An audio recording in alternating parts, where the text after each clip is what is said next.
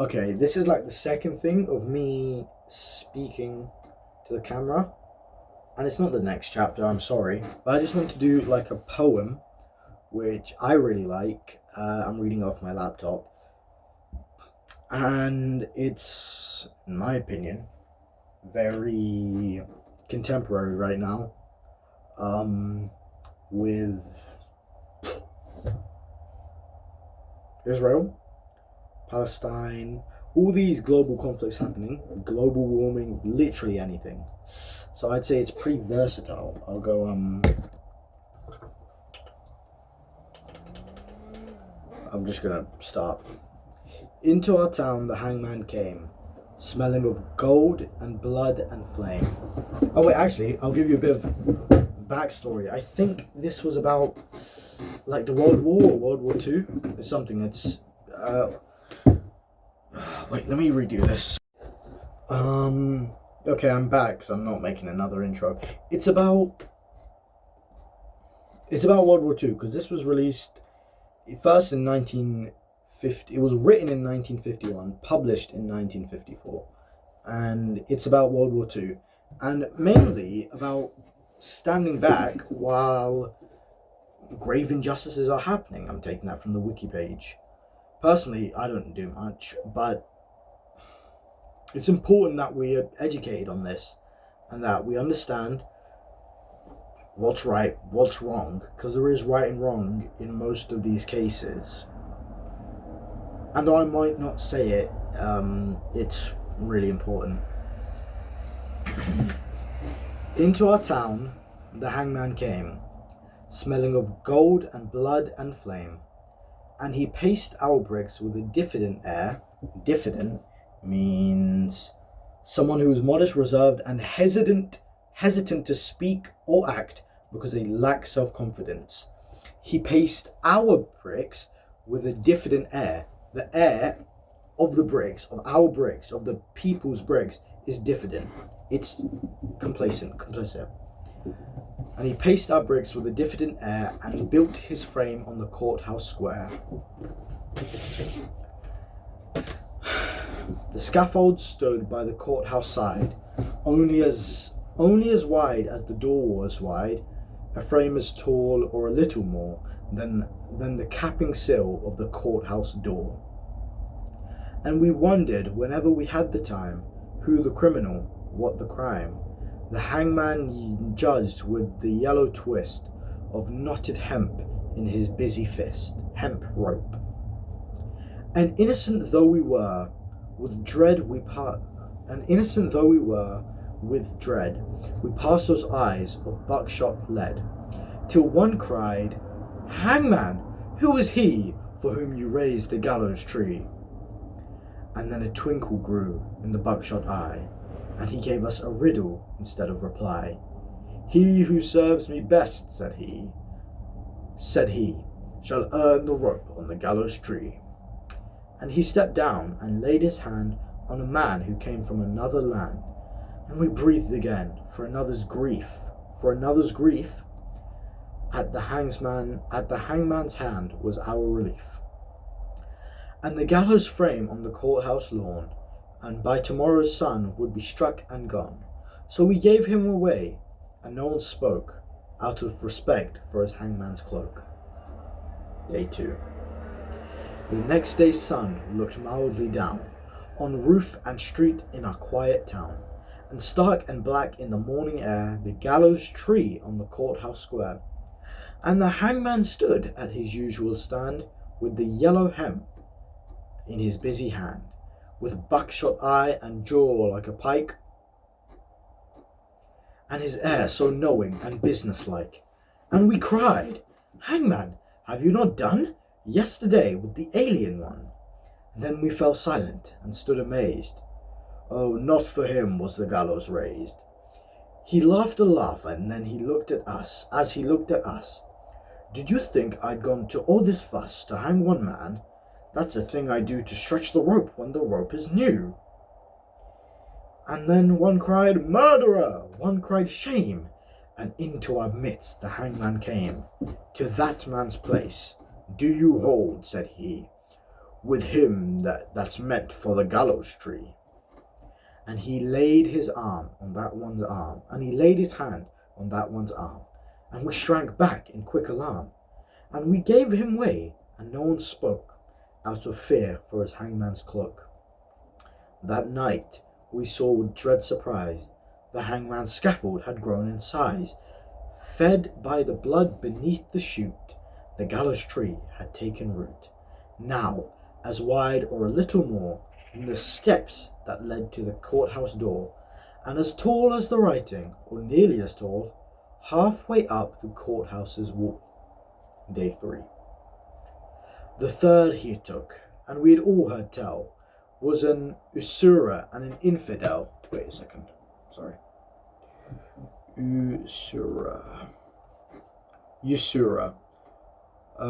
What?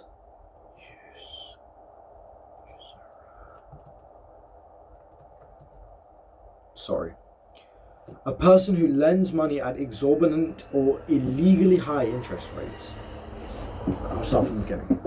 The third he took, and we had all heard tell, was an usurer and infidel. And what, said the hangman, have you to do with the gallows bound, and he a Jew? And we cried out, is this the one he who has served you well and faithfully? The hangman smiled. It's a clever scheme to try the strength of the gallows beam. The fourth man's dark, accusing song has scratched out comfort hard and long. And what concern, he gave us back, have you for the doomed and black? The fifth, the sixth, and we cried again, Hangman, hangman, is this the man? It's a trick, he said, that we hangman know, for easing a trap when the trap springs slow. And so we ceased and asked no more, as the hangman tallied his bloody score, and sun by sun and night by night the gallows grew to monstrous height. The wings of the scaffold opened wide till they covered the square from side to side, and the monster's crossbeam, looking down, cast its shadow across the town. Day 4. Then through the town the hangman came, and in the empty streets called my name. And in the empty streets my name. And I looked at the gallows soaring tall, and I thought, there's no one left at all. There's none for hanging. And so he calls to me to help him pull down. Oh shoot. I thought there's no one left at all for hanging. And so he calls me to help him pull down the gallows tree. And I went out with the right good hope to the hangman tree and the hangman's rope. He smiled at me as I came down to the courthouse square through the silent town, and supple and stretched in his busy hand was the yellow twist of the hempen strand. And he whistled his tune as he tried the trap, and it sprang down with a ready snap. Then he smiled, then with a smile of awful command, he laid his hand upon my hand. You tricked me, hangman, I shouted then, that your scaffold was built for other men. And I no henchman of yours, I cried. You lied to me, hangman, foully lied. And then a twinkle grew in the buckshot eye. Lied to you, tricked to you, he said. Not I, for I answered straight, and I told you true. The scaffold was raised for none but you. For who has served me more faithfully than you with your coward's hope, said he. And where are the others that might have stood side by side in the common good? Dead, I whispered, and amiably. Murdered, the hangman corrected me. First the alien. Oh, shoot. I need to do this next time with my body, because I give a lot of body stuff. First the alien, and then the Jew. I did no more than you let me do.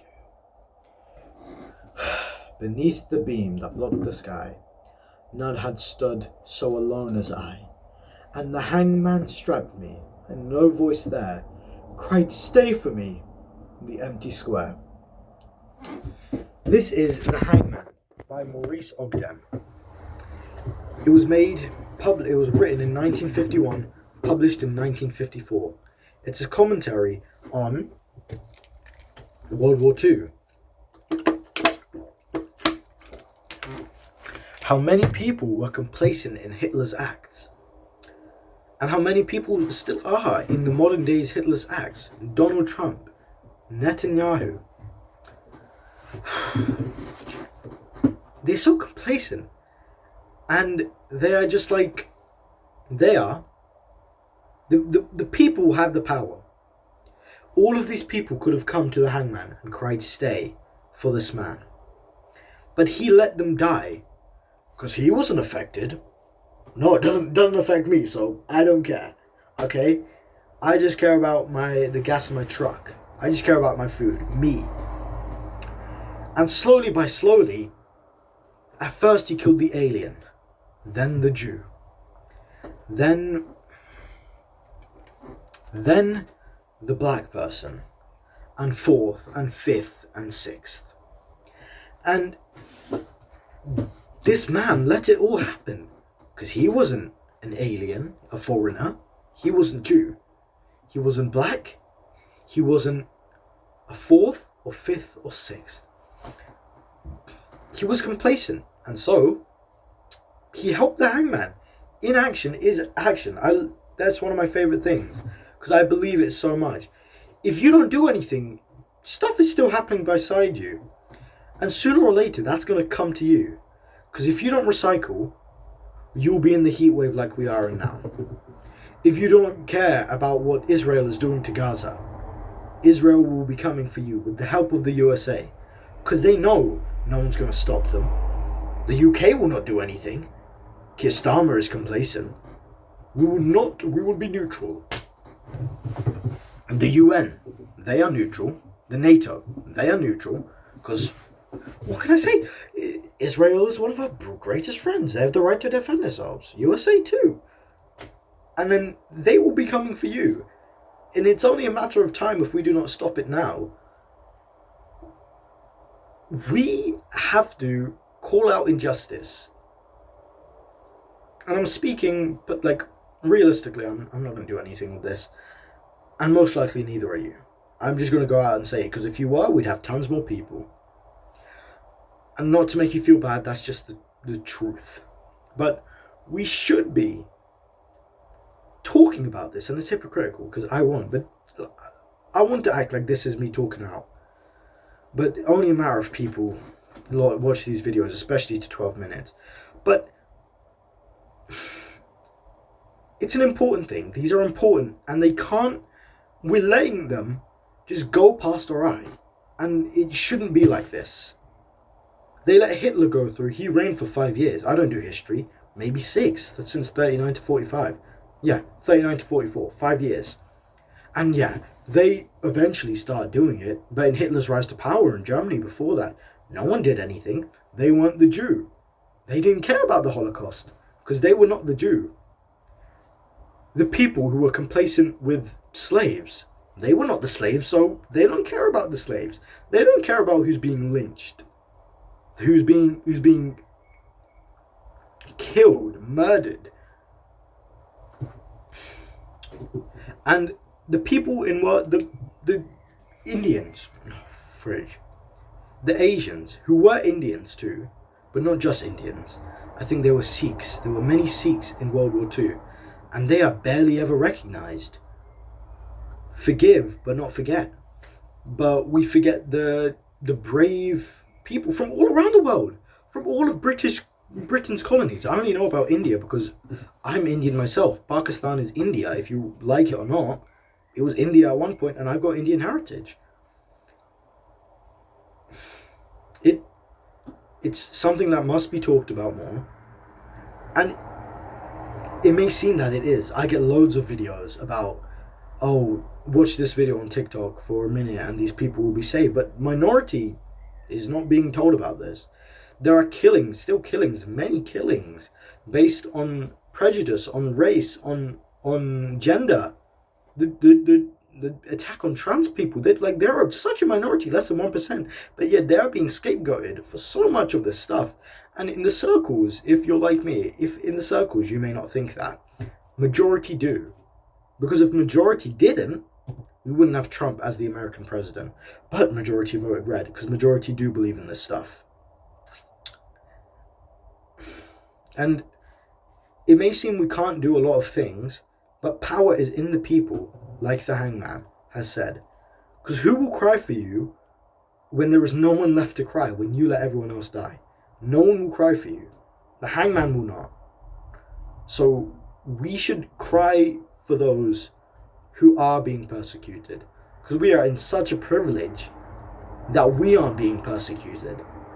Switch this around. The Western world was being attacked. We'd all be in Gaza's situation right now.